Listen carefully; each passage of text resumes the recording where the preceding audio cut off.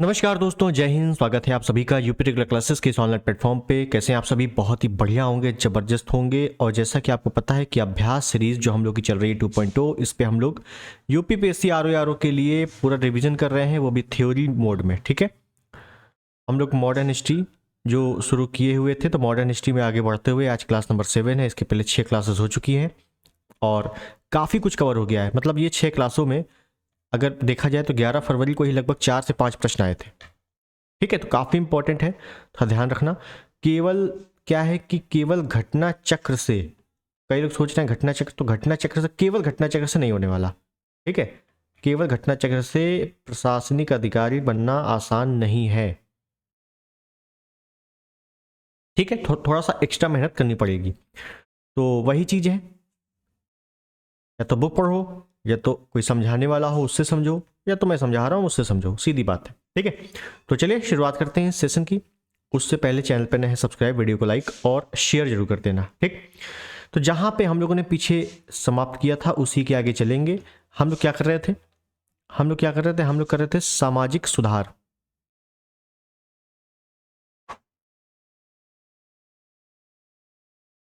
सामाजिक सुधार आंदोलन जो चले उसको शुरू किया था, और आज जहां तक हम लोग इसको समाप्त कर देंगे। ठीक है, हालांकि ये चीज़ें बहुत लंबी होती हैं। मतलब अगर मैं कायदे से बताता तो ये लगभग 8 से, हाँ, लगभग 8 से 9 क्लासों में होती।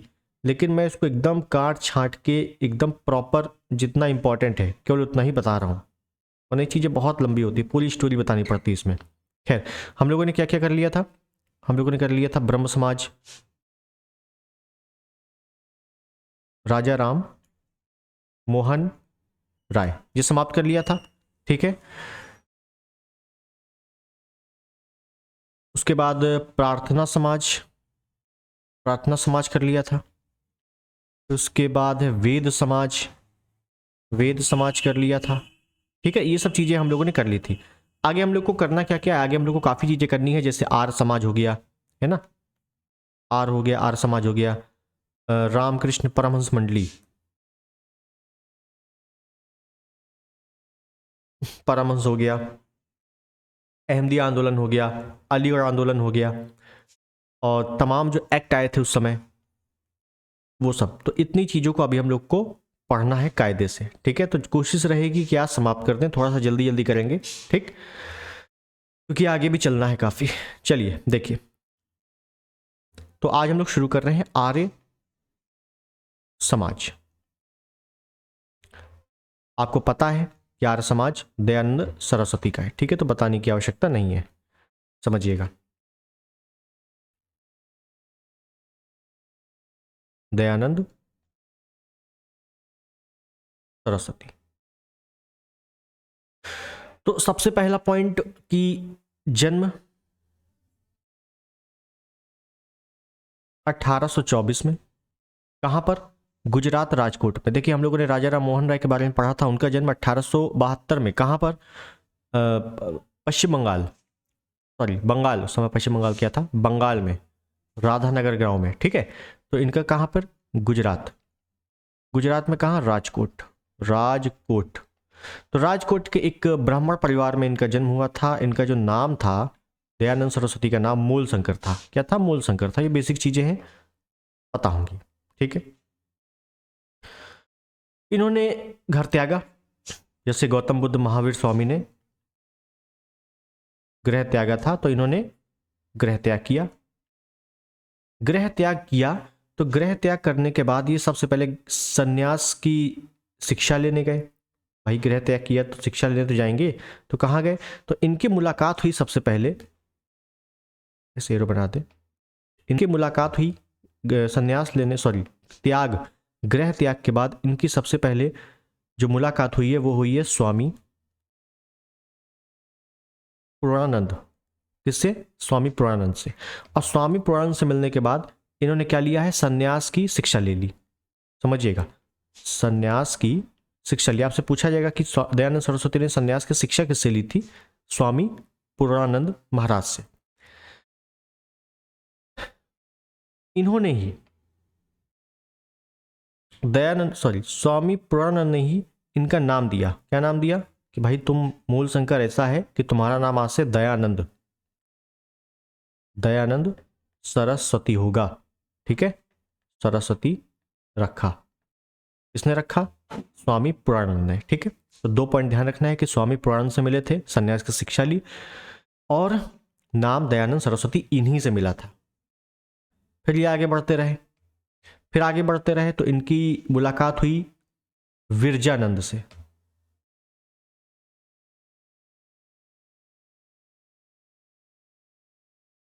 ये भी इनके गुरु थे, स्वामी विरजानंद।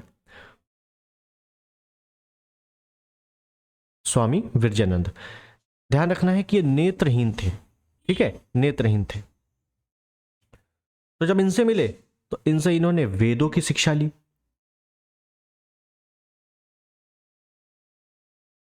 ऐसे लिख लें, वेदों की, दर्शन की, दर्शन मतलब उपनिषद, दर्शन की शिक्षा ली। ठीक है, तो इनको संन्यास की शिक्षा स्वामी पूर्णानंद से मिली और वेदों की शिक्षा इनको स्वामी विरजानंद से मिली। ठीक है, ध्यान रखना है। एक पॉइंट ध्यान रखना है कि अगले पेज पे लेते हैं, दयानंद सरस्वती और इनके जो गुरु थे स्वामी विरजानंद, भाई वेदों की शिक्षा इन्होंने दी थी ना, स्वामी विरजानंद। ये दोनों समझिएगा, दयानंद सरस्वती हो गए, स्वामी विरजानंद हो गए, दोनों ही पाश्चात्य शिक्षा, वेस्टर्न कल्चर, पाश्चात्य शिक्षा या पाश्चात्य परंपरा बोल दे, वेस्टर्न एजुकेशन हो गया, तो पाश्चात्य शिक्षा से अप्रभावित थे। क्या थे? अप्रभावित। कहते थे कि यार ये जो मॉडर्न जमाना चला है ये सही नहीं है, तो क्या करें? तो दयानंद सरस्वती ने बोला कि ये सही नहीं है, हमें अपनी वैदिक परंपरा में विश्वास रखना चाहिए। इन्होंने क्या बोला कि वैदिक परंपरा में, जो हमारी वैदिक संस्कृति है, वैदिक परंपरा है, वैदिक शुद्धता है, उसमें विश्वास करना चाहिए। और विश्वास करना चाहिए तो इन्होंने क्या बोल दिया, ऐसा है पुनः वेदों की ओर लौटो। तो दयानंद सरस्वती ने क्या बोला, मैं यहां लिख देता हूं, पुनः वेदों की ओर लौटो। ठीक है, मतलब वही है कि अगर आपको पढ़ना है तो आपको खुद मेहनत करनी पड़ेगी, अपनी जो ऑथेंटिक पुस्तकें हैं उन पर, आप किसी पर डिपेंडेंट नहीं हो सकते। बस वही चीज़ है कि दयानंद सरस्वती ने क्या बोला, कैसा है कि आप पुनः वेदों की ओर लौटो, तब आपको सारी चीज़ें, सारा ज्ञान हो जाएगा अपने आप, क्योंकि ये पाश्चात्य संस्कृति जो है सही नहीं है। ठीक, तो पाश्चात्य आपका कैसे प्रश्न कैसे आएगा? प्रश्न ऐसे आएगा कि निम्नलिखित में से कौन सा समाज सुधारक पाश्चात्य शिक्षा से अप्रभावित था? Option A Raja Ram Mohan Roy, option B Dayanand Saraswati, option C Atmaram Pandurang, या ऑप्शन डी स्वामी विवेकानंद। तो दयानंद सरस्वती पाश्चात्य शिक्षा से अप्रभावित थे और स्वामी विवेकानंद तो गए भी थे, है ना, तो वो ज्यादा अप्रभावित नहीं थे। था ध्यान रखना इसके बारे में।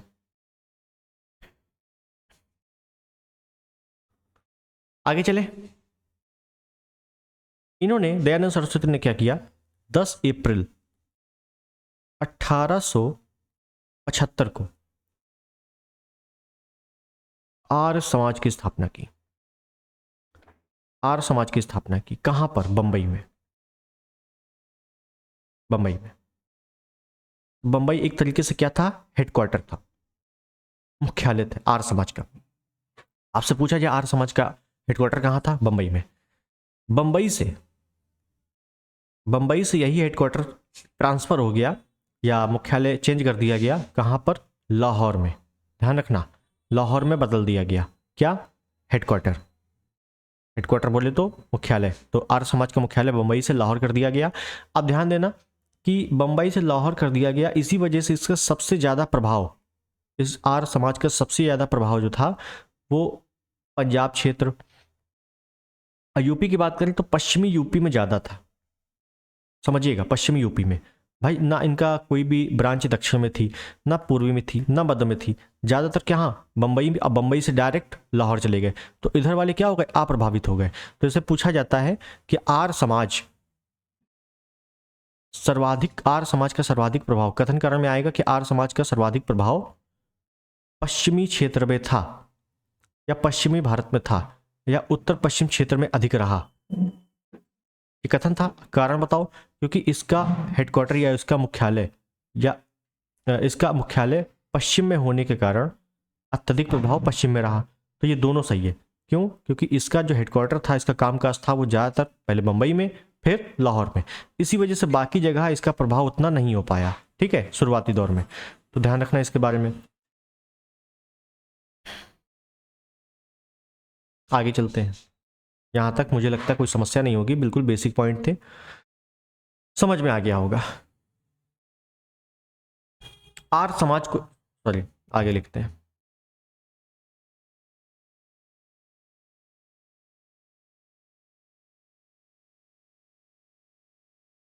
कुछ मत थे इनके, ठीक है, तो कुछ मत थे, तो उन मतों को भी देखेंगे। तो दयानंद सरस्वती, दयानंद सरस्वती हमेशा ये कहते थे कि भाई अद्वैतवादी का हम खंडन करते हैं। अद्वैतवाद का खंडन किया। अब ये अद्वैतवाद, द्वैतवाद, विशिष्टाद्वैतवाद की काफ़ी चीज़ें हैं जो हम आपको मध्यकालीन भारत में बताएंगे आगे, ठीक है। दूसरा, पुनर्जन्म एवं कर्म सिद्धांत में विश्वास रखा। जैसे आपने पढ़ा होगा कि बौद्ध धर्म और जैन धर्म दोनों पुनर्जन्म को मानता था कि नहीं मानता था? बिल्कुल मानता था। आत्मा की सत्ता को मानता था कि नहीं मानता था? तो बिल्कुल नहीं। बौद्ध धर्म आत्मा की सत्ता को नहीं मानता था, जबकि जैन धर्म मानता था, ठीक है। तो वैसे ही यहाँ पे भी है, इन्होंने पुनर्जन्म और कर्म सिद्धांत दोनों में अच्छे से विश्वास किया है और अद्वैतवाद का खंडन किया है, ठीक है। और ध्यान रखना है एक पॉइंट कि दयानंद सरस्वती को ही मार्टिन लूथर या लूथर किंग कहा जाता है। भारत का मार्टिन लूथर किसे कहा जाता है? दयानंद सरस्वती का, ठीक। आगे चलते हैं, समझिए। अब दयानंद सरस्वती की विशेषता ये थी कि शुरुआती दौर में, समझिएगा, दयानंद सरस्वती की विशेषता ये थी कि शुरुआती दौर में ये अपने जो प्रवचन देते थे या व्याख्यान देते थे, वो संस्कृत भाषा में देते थे। जो व्याख्यान देते थे वो किस भाषा में? संस्कृत भाषा में। अब संस्कृत भाषा में देते थे तो बहुत लोगों को, ज़्यादातर लोगों को संस्कृत आती नहीं है। भाई आज भी है, अगर आप अपनी क्षेत्रीय भाषा में किसी को समझाओ तो ज़्यादा अच्छे से समझेगा, लेकिन संस्कृत में समझाओगे तो वो निकल जाएगा, ठीक है। तो संस्कृत भाषा में देते थे। तो क्या हुआ, शुरुआती दौर में व्याख्यान संस्कृत भाषा में देते थे। फिर इनकी मुलाकात हुई, किससे मुलाकात हुई? केशव चंद्र सेन से। केशव चंद्र सेन, मैंने आपको पिछले टर्म पर बताया था केशव चंद्र सेन के बारे में। केशव चंद्र सेन से इनकी मुलाकात हुई, किसकी? दयानंद सरस्वती की।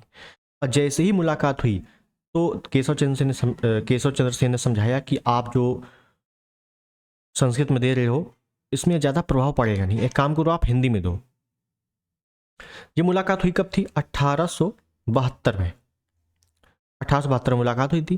तो इन्हीं के प्रभाव से दयानंद सरस्वती ने सोचा कि हाँ यार, बात तो सही है कि हम संस्कृत में दे रहे हैं, इसी वजह से ज़्यादा लोगों को समझ में नहीं आ रहा, क्या करें? एक काम करो, केशव चंद्र सेन ने कहा, एक काम करो हिंदी में दो। तो इन्होंने 1874 में पहला सत्यार्थ प्रकाश हिंदी में लिखा, हिंदी भाषा में लिखा। तो अगर आपसे पूछा जाए कि सत्यार्थ प्रकाश हिंदी भाषा में था, बिल्कुल सत्यार्थ प्रकाश हिंदी भाषा में था। कैसे हिंदी भाषा में हुआ था, तो केशव चंद्र सेन से मिलने के बाद ये अपना वक्तव्य फिर हिंदी भाषा में देने लगे। और पहला जो इन्होंने पुस्तक छापी थी कौन सी थी, सत्यार्थ प्रकाश। पुस्तकें इंपॉर्टेंट है यहाँ पे, जितनी मैंने पुस्तकें पिछले टर्न पे भी कराई थी यहाँ पे भी इसको ध्यान रखना है। आगे चले, आगे कुछ पॉइंट और बात कर लें एक्स्ट्रा।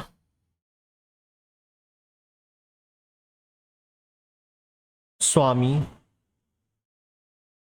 दयानंद ने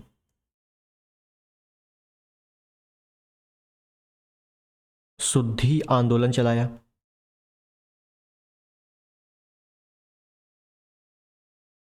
क्यों शुद्धि आंदोलन क्यों चलाया? पुनः हिंदू धर्म में आना, ये क्या काम था इसका? पुनः हिंदू धर्म में आना मतलब किसी भी कारणवश कोई व्यक्ति अगर किसी और धर्म को स्वीकार कर लिया हो किसी भी कारणवश, तो वो अगर पुनः आना चाहे तो आ जाए। किस माध्यम से? शुद्धि आंदोलन के माध्यम से, ये कारण था इसका। ठीक है। और इन्होंने क्या किया? इन्होंने एक गौ रक्षणी समिति चलाई थी, गायों की रक्षा के लिए गौ रक्षणी समिति स्थापित की। पूछा जाता है गौ रक्षणी समिति किसने बनाई थी? राजा राममोहन राय ने, दयानंद सरस्वती ने, स्वामी विवेकानंद ने। तो ध्यान रखना है कि दयानंद सरस्वती ने। और क्या किया? दयानंद सरस्वती ने ही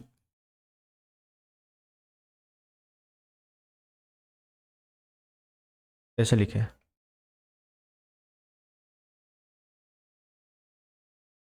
प्रथम व्यक्ति थे, दयानंद सरस्वती प्रथम व्यक्ति थे जिन्होंने स्वराज शब्द का प्रयोग किया। स्वराज शब्द का प्रयोग किया, ध्यान रखिएगा, स्वराज शब्द का प्रयोग किया। किसने किया था? सबसे पहले स्वराज शब्द का प्रयोग दयानंद सरस्वती ने। बहुत इंपॉर्टेंट पॉइंट है ये कि स्वराज शब्द का प्रयोग किसने किया था? सबसे पहले दयानंद सरस्वती ने किया था। आगे जब हम लोग मॉडर्न हिस्ट्री थोड़ा सा बढ़ेंगे तो हम बताएंगे कि स्वराज शब्द का प्रयोग दादा भाई नौरोजी ने भी किया, फिर बाल गंगाधर तिलक ने भी किया, कैसे कैसे अलग अलग माध्यम से किया। ठीक है। क्योंकि स्वराज इंपॉर्टेंट है। स्वराज कब आया, फिर पूर्ण स्वराज कब आया? ठीक है। तो यहां से क्वेश्चन बनते हैं, तो इसको इतना ध्यान रख लेना। ठीक, बस। 1883 में इनकी हो गई मृत्यु। कहां पर मृत्यु, कहां पर हुई? अजमेर में, दिवाली के दिन। हालांकि इतना नहीं आएगा डिटेल में, लेकिन फिर भी दिवाली के दिन इनकी मृत्यु हो गई। कहां पर? अजमेर में। ठीक है। अब इनकी मृत्यु हो गई, इनके इतने पॉइंट ध्यान रख लेना है। अब मृत्यु के बाद क्या हुआ? तो हुआ ये कि जैसे इनकी मृत्यु हुई तो शिक्षा के क्षेत्र में इनका काफी योगदान था। ठीक है। कई लोगों से मिलते भी थे कि शिक्षा कैसे दी जाए, वैदिक शिक्षा कैसी दी जाए, अगर मॉडर्न भी देना है तो कैसे दी जाए। ठीक है। तो विशेष योगदान था। तो इनकी मृत्यु के बाद सबसे ज्यादा विवाद शिक्षा वाले क्षेत्र में हुआ था, वही अपने को देख लेना है। ठीक है। कैसे देखो, तो पहले मैं एक पॉइंट लिखूं फिर कंपेयर कर लेंगे। स्वामी जी के बाद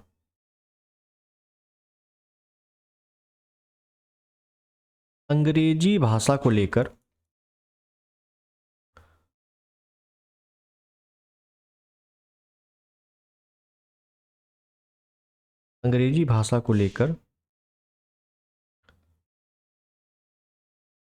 मतभेद हुए।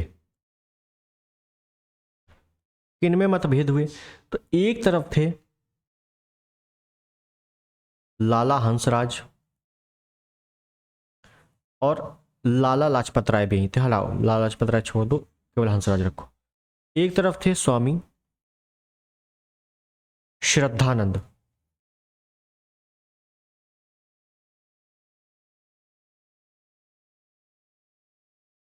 एक तरफ थे स्वामी श्रद्धानंद, एक तरफ थे लाला हंसराज। नाम से पता लग रहा है, नाम से पता लग रहा है कि अंग्रेजी भाषा को लेकर कौन सपोर्ट कर रहा था, स्वामी श्रद्धानंद कि लाला हंसराज। तो जाहिर सी बात है ये स्वामी है तो ये वैदिक सभ्यता ही संभालेंगे। ठीक है। तो लाला हंसराज क्या कर रहे थे? अंग्रेजी भाषा में शिक्षा देना चाहते थे। अंग्रेजी भाषा में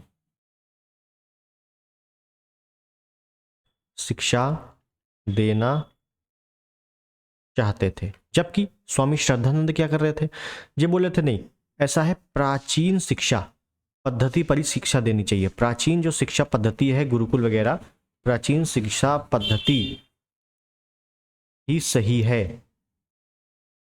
इनका ये मत था। ठीक है भाई, दोनों के अलग अलग मत हैं। क्या हुआ लास्ट में, हुआ क्या, लास्ट में ये हुआ कि इन्होंने मिलकर इन्होंने क्या किया, 1886 में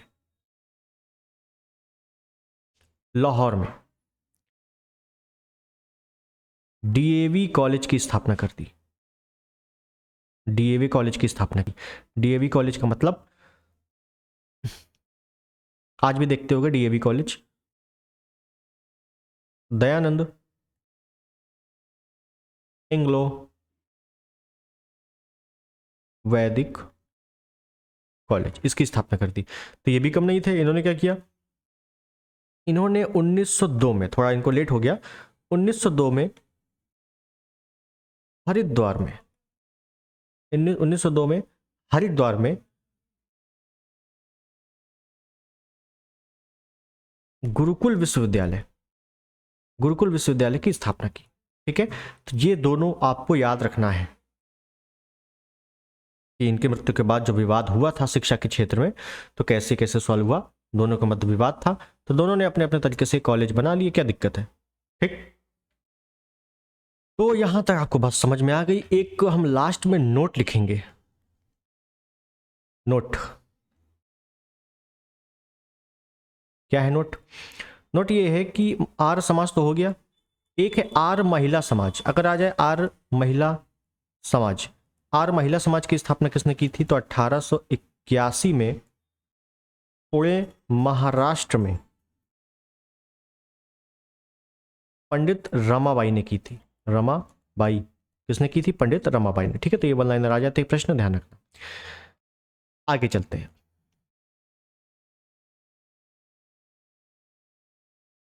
आगे हम लोग देखते हैं बहुत ही अच्छे तरीके से, क्या देखेंगे, अब आगे देखेंगे हम लोग रामकृष्ण मिशन। ठीक है, रामकृष्ण मिशन, और ध्यान रखना रामकृष्ण मिशन। चलिए देखते हैं क्या है। तो रामकृष्ण मिशन की जो स्थापना की वो स्वामी विवेकानंद ने की।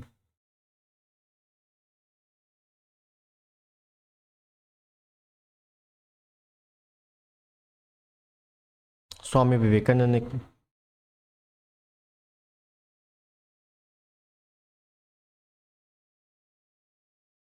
ये जो मिशन की स्थापना की है ना स्वामी विवेकानंद ने, ये अपने गुरु स्वामी विवेकानंद ने, ऐसे लिखे पूरा लिख दें, अपने गुरु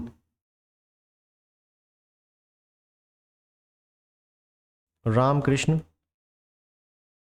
परमहंस की स्मृति में 1897 को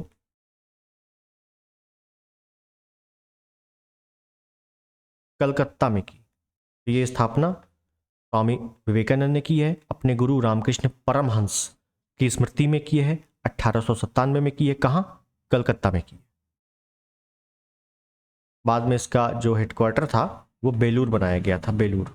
ठीक है, वहीं पे है बेलूर, देखेंगे अभी। और नव हिंदूवाद का प्रतिनिधि किसे कहा जाता है, स्वामी विवेकानंद को कहा जाता है। खैर, तो उससे पहले हम लोग बात करें कि रामकृष्ण परमहंस, देखिएगा रामकृष्ण परमहंस जो इनके गुरु हैं, ये हैं कौन, रामकृष्ण परमहंस ये कौन है, पहले तो ये देखें। तो ध्यान रखना है कि रामकृष्ण परमहंस का जो मूल नाम है, उनका नाम है, वो है गदाधर चट्टोपाध्याय। गदाधर चट्टोपाध्याय, ठीक है ना, गदाधर चट्टोपाध्याय ये इनका नाम है। ये है कौन, तो ये कलकत्ता में, समझिएगा कलकत्ता में एक मंदिर है, कलकत्ता में मंदिर है, तो कलकत्ता में ये पुजारी है, पुजारी। रामकृष्ण परमहंस को ही दक्षिणेश्वर संत के नाम से जाना जाता है। दक्षिणेश्वर संत के नाम से ये उस समय विख्यात थे, के नाम से विख्यात। ठीक है, इतनी बात समझ में आ गई।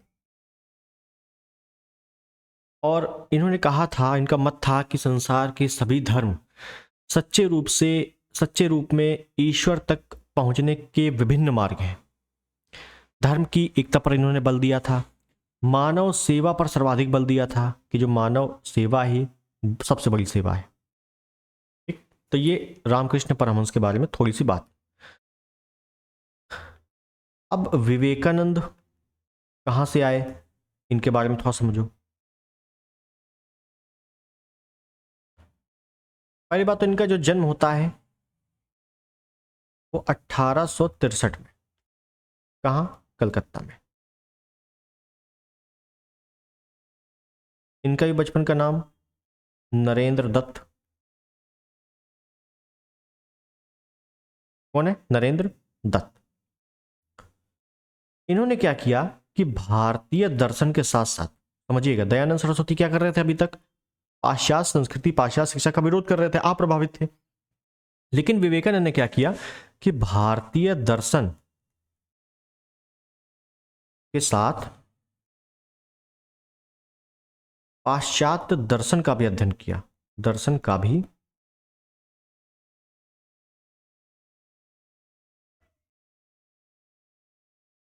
अध्ययन किया। 1880 में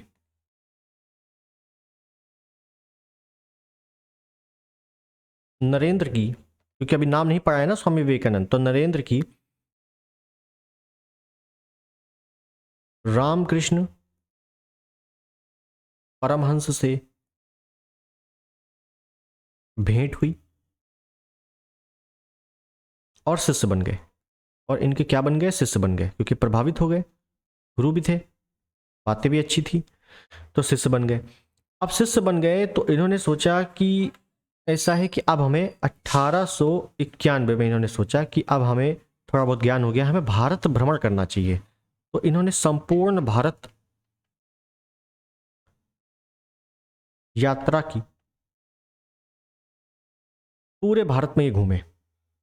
जैसे आपने सुना होगा कि जो आदि शंकराचार्य थे, जो शंकराचार्य थे, इन्होंने अपने कम उम्र में, मतलब मात्र 32 वर्ष की उम्र में 4 बार भारत भ्रमण किया था। पूरे भारत का भ्रमण 4 बार, भारत भ्रमण, मात्र 32 वर्ष की आयु में। अब 32 वर्ष की आयु में 4 बार भ्रमण करके अब 32 वर्ष की आयु में ही इनकी मृत्यु हो गई थी। ठीक है, तो इन्होंने भी पूरा भारत का भ्रमण किया। जितने भी, ज़्यादातर आप इतिहास में देखोगे, उन्होंने भारत का भ्रमण पूरा किया है। महात्मा गांधी जब आएंगे आगे, तो महात्मा गांधी ने भी भारत का पूरा भ्रमण किया था, तब वो क्रांति में कूदे थे। ठीक है, तो संपूर्ण भारत की इन्होंने यात्रा की। संपूर्ण भारत की यात्रा करते करते कहाँ पहुंचे? ये पहुंचे राजस्थान। कहाँ पहुंचे? राजस्थान। राजस्थान में एक खदानें बहुत पड़ी होगी आपने, जावर की खान, खेतड़ी परियोजना तांबे के लिए प्रसिद्ध है। तो उसी समय एक खेतड़ी रियासत थी। खेतड़ी रियासत कहाँ? राजस्थान में। ठीक है, खेतड़ी रियासत। इसी खेतड़ी रियासत के जो एक महाराज थे, क्या नाम था? महाराजा अजीत सिंह। अजीत सिंह। अजीत सिंह काफी प्रभावित हो गए नरेंद्र से कि ये तो बहुत ही बढ़िया है। तो अजीत सिंह ने क्या बोला? अजीत सिंह बोला ऐसा है, नाम बदलो। अजीत सिंह ने ही नाम दिया। क्या नाम दिया?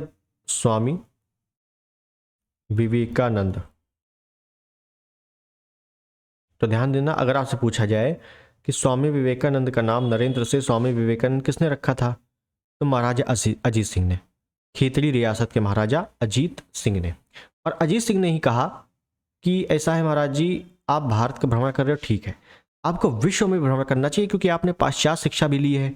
तो पाश्चात्य शिक्षा लेने से क्या होता है, आप थोड़ा सा जाइए, समझ रहे हैं, तो इसी वजह से इनके महाराजा अजीत सिंह ने इनको खर्चा दिया, खर्चे पर, महाराजा अजीत सिंह के खर्चे पर, खर्चे पर मैं पूरा लिख रहा हूँ, ठीक है, महाराजा अजीत सिंह के खर्चे पर 1893 में ये कहाँ गए थे? गए थे शिकागो। शिकागो, शिकागो में क्या था? प्रथम विश्व धर्म सम्मेलन और सनातन धर्म के प्रतिनिधि के तौर पर ये शिकागो गए थे, ठीक है। तो आगे लिखते हैं इसके बारे में। मेरी बात समझ गए ना? 1893 में ये शिकागो गए। शिकागो में धर्म सम्मेलन चल रहा था और इसी धर्म सम्मेलन में, इसी शिकागो में सनातन धर्म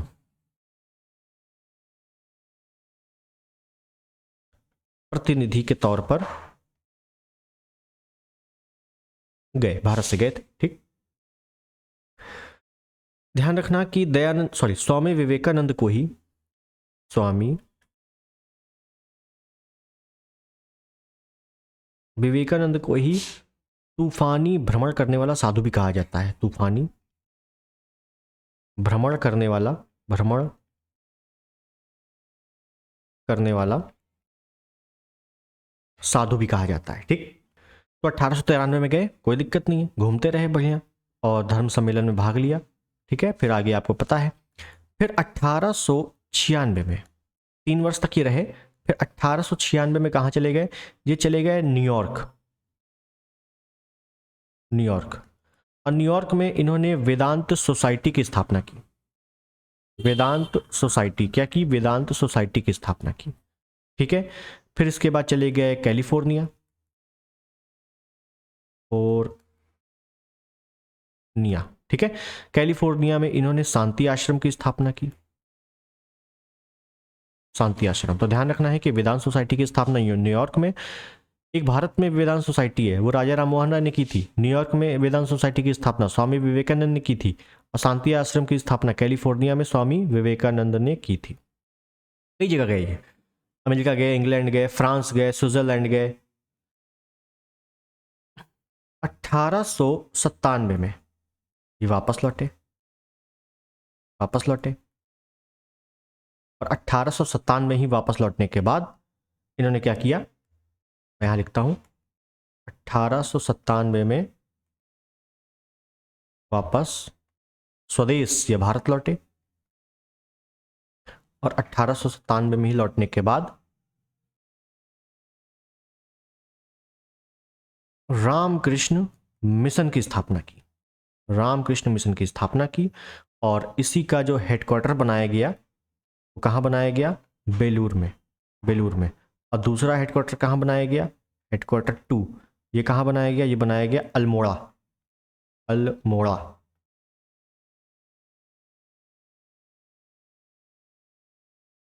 अल्मोड़ा में, ठीक है। तो बेलूर में फिर अल्मोड़ा में, ठीक है, हेडक्वार्टर्स ध्यान रखने हैं। तो 1897 में आके इन्होंने स्थापना कर दी। इनका मन नहीं माना, ये वापस गए 1899 में, पुनः पुनः अमेरिका गए, यूएसए गए, पुनः यूएसए गए। और क्यों गए? क्योंकि 1900 में, सन 1900 ईस्वी में द्वितीय धर्म सम्मेलन होना था, द्वितीय धर्म सम्मेलन था। कहां पर था? पेरिस में था। यहीं पे गलती हो जाती है, पूछा जाता है कि स्वामी विवेकानंद द्वितीय धर्म सम्मेलन में कहां गए थे, और एक ही रटा होता है शिकागो, और हो जाता है गलत। तो द्वितीय धर्म सम्मेलन में कहां गए थे? पेरिस, ठीक है, पहले शिकागो फिर पेरिस। और जब पेरिस में गए 1900 में, फिर वहां भाग लिया, पार्टिसिपेट किया, अब फिर वापस लौटे, अब फिर वापस लौटे तो 1902 में इनकी कलकत्ता में हो गई मृत्यु, ठीक है। तो यहां तक आपको बात समझ में आ गई। और एक पॉइंट लिखेंगे कि सुभाष चंद्र बोस, सुभाष चंद्र बोस ने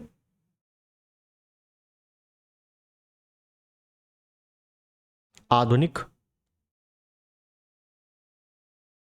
राष्ट्रीय आंदोलन का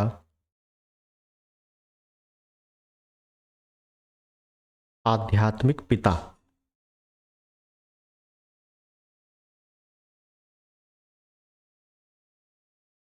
स्वामी विवेकानंद को कहा। ठीक है, तो ये पॉइंट ध्यान रखना है कि आधुनिक राष्ट्रीय आंदोलन का आध्यात्मिक पिता स्वामी विवेकानंद को कहा गया। किसने कहा है? सुभाष चंद्र बोस ने। सुभाष चंद्र बोस ने ही भारत का युगदूत किसे कहा था? तो राजा राममोहन राय को कहा था। ठीक है, तो सुभाष चंद्र बोस के दोनों स्टेटमेंट ध्यान रखने हैं। चलिए, तो यहां तक ये भी चीजें हो गई समाप्त। ठीक, आगे चले, आगे चलते हैं।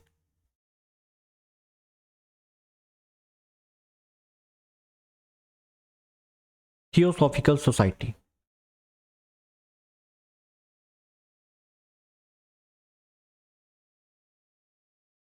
तो देखते हैं थियोसॉफिकल सोसाइटी। इसकी स्थापना 1875 में होती है। कौन करता है इसकी स्थापना? संस्थापक मैडम ब्लावात्स्की। क्या नाम है? Madam Blavatsky. ये एक रूसी महिला है, रूसी महिला। ध्यान देना, यहां पे कभी कभी पूछ लेता है कि थियोसॉफिकल सोसाइटी की स्थापना कहाँ हुई, तो पहली बात तो न्यूयॉर्क में हुई। न्यूयॉर्क में। देखिए, पूछता है कि जो संस्थापिका थी वो कहाँ से थी, तो वो रूस से थी। ठीक है, तो कई कंफ्यूजन होती है यहाँ पर, ध्यान रखना है। बाद में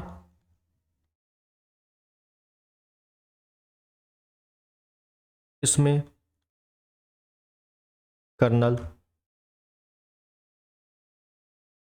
अलकॉट भी शामिल हो गए। कर्नल अलकॉट भी शामिल हुए। ये कौन थे? ये एक कर्नल है, तो सेना में भर्ती थे, तो अमेरिकी सेना के कर्नल थे कर्नल अलकॉट, वो भी इसके संस्थापक में बाद में शामिल हो गए। तो पूछा जाए थियोसॉफिकल सोसाइटी की स्थापना किसने की? मैडम ब्लावात्स्की ने की, लेकिन मैडम ब्लावात्स्की अगर ऑप्शन में नहीं है तो कर्नल अलकॉट करना है। ठीक, कहां पे हुई थी स्थापना? न्यूयॉर्क में हुई थी। आगे चलते हैं।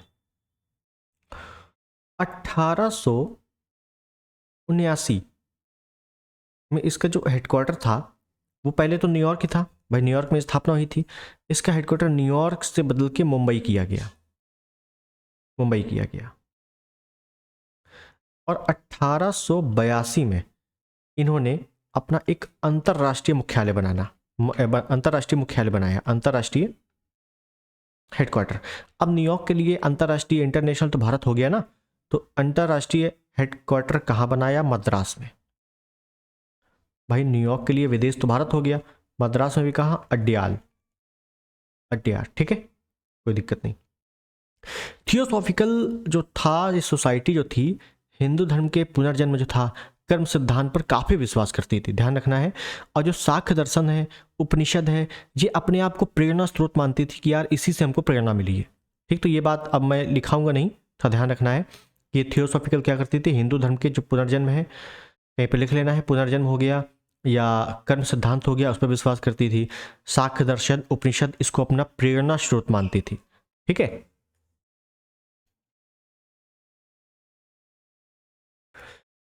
फिर होता यह है बाद में कि 1888 में इस सोसाइटी की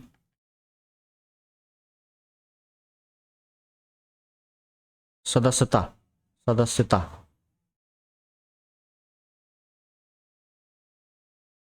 एनी बेसेंट ने ग्रहण की। एनी बेसेंट ने इस सोसाइटी की सदस्यता ग्रहण की थी। ठीक, और फिर 1907 में क्या हो गया था? कर्नल अलकॉट की हो गई मृत्यु। क्या हो गई? मृत्यु। और मृत्यु जब हो गई तो हेनरी अलकॉट के बाद जब उनकी मृत्यु हो गई तो 1907 में एनी बेसेंट को, भारत का एनी बेसेंट को अध्यक्ष बनाया गया था। एनी बेसेंट को क्या बनाया गया था? अध्यक्ष बनाया गया था। कहाँ? भारत में। ठीक है, तो कभी कभी ये प्रश्न आते हैं, आप घटना चक्र उठा के देखोगे, सिंपल प्रश्न आएंगे कि एनी बेसेंट, सॉरी ऐसे आएगा कि थियोसॉफिकल सोसाइटी की संस्थापिका थी एनी बेसेंट, और कई लोग टिक कर देंगे गलत। एनी बेसेंट संस्थापिका नहीं थी, संस्थापिका थी, क्या नाम है? Madam Blavatsky. लेकिन ये कौन थी अध्यक्ष थी, जो भारत में हेडक्वार्टर बना था अडयाल मद्रास वहां पर। ठीक है, ध्यान रखना है। उसके बाद एनी बेसेंट ने जब अध्यक्ष बन गई, थोड़ा सा पावर आ गई, सोसाइटी थी, तो एनी बेसेंट ने क्या किया 1898 में बनारस में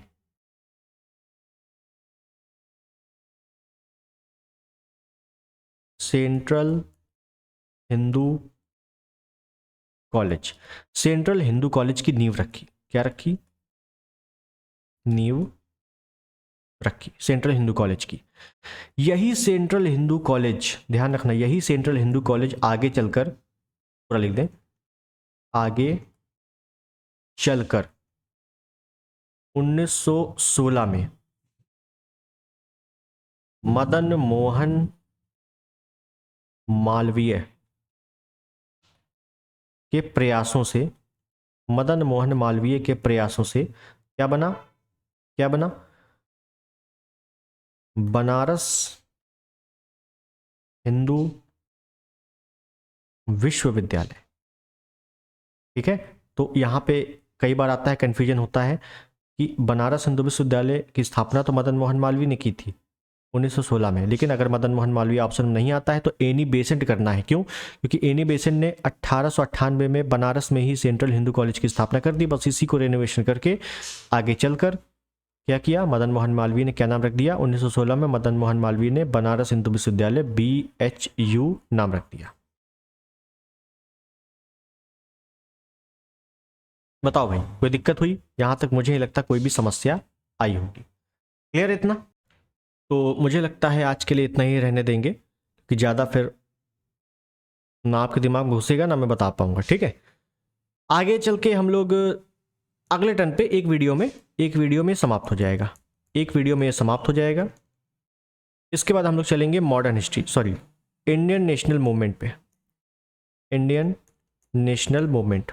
ठीक है, इंडियन नेशनल मूवमेंट से आज़ादी तक फिर अपने को कहीं भी हिलना नहीं है। ठीक है, जब तक आज़ादी नहीं मिल जाती। ठीक है, तो यहाँ तक अगर वीडियो पसंद आया हो, चैनल पे नए हो सब्सक्राइब कर देना, लाइक कर देना और शेयर कर देना। ठीक है, तो मिलते हैं अगले वीडियो में, तब तक के लिए नमस्कार, जय हिंद, वंदे मातरम।